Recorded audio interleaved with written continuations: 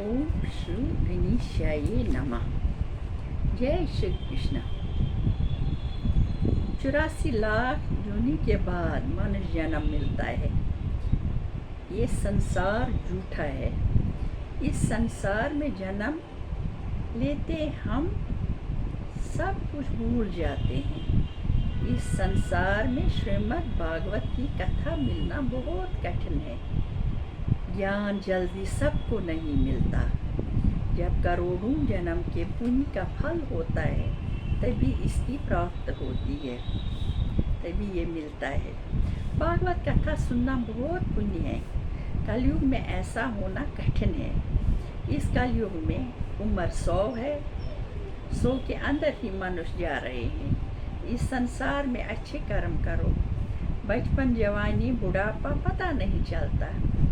कोई बचपन में, कोई मनुष्य जवानी में वापस जा रहे हैं। बुढ़ापा कम हो मनुष्य देखते हैं, कम ही मनुष्य देखते हैं। आजकल के युवा युवती को जंतरी पढ़नी चाहिए। उसमें हमारे शास्त्री गुरु ने अच्छी बातें लिखी हैं, पर उसको पढ़कर उस पर विश्वास भी करो। बाकी कलयुग है, यहाँ जो पूजा पाठ करे उसको लोग ठीक नहीं समझते हैं। कलयुग में मनुष्य की उम्र का पता नहीं चलता, कब बीत गई। इसलिए हर समय भगवान को याद रखो। जय श्री कृष्ण, जय श्री कृष्ण। स्कंद 5वां अध्याय 12वां। तारीफ करा राजा रघुगण का मनुष्यतन की।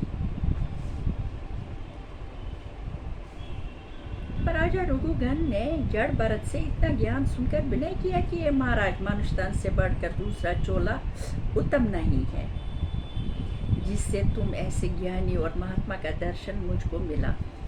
मनुष्य का जन्म देवताओं से भी अच्छा समझना चाहिए। जो देवता परमेश्वर का तप करे तो सिवाय मुक्त के दूसरा मनोरथ उसको नहीं मिल सकता। और भरत खंड का आदमी जिस मतलब के वास्ते हर भजन करे वही फल उसको प्राप्त होता है। इसलिए मनुष्यतन को देवताओं से उत्तम जानकर दंडवत करता हूँ।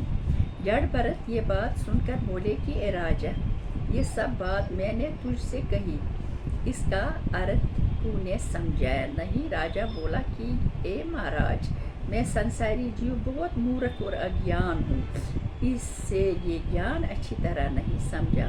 आप दयाल होकर विस्तार पूर्वक कहिए, तब मैं समझ सकता हूँ। ये बात सुनकर जड़ भरत हंसकर बोले कि राजा, ये बहुत मुश्किल है।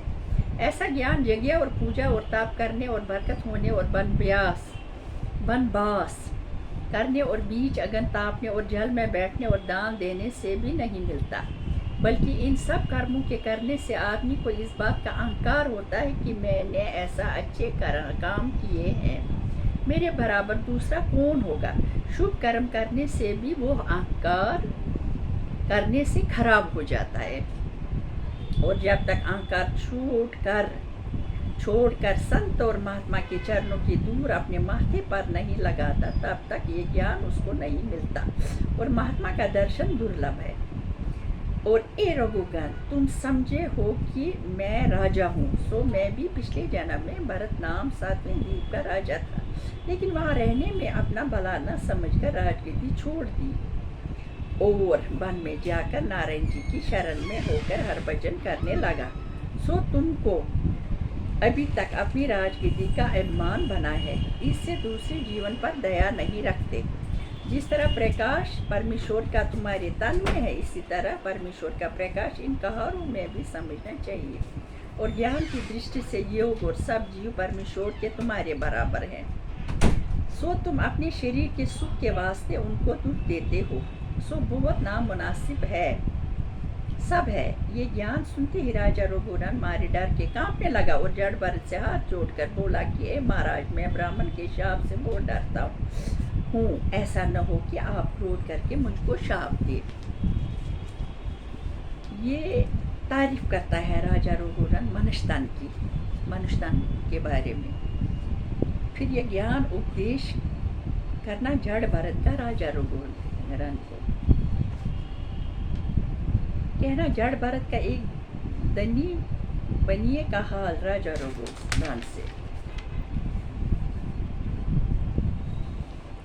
ये एक बनिया का हाल इसको कहता है और समझाता है। जय हो, जय श्री कृष्ण।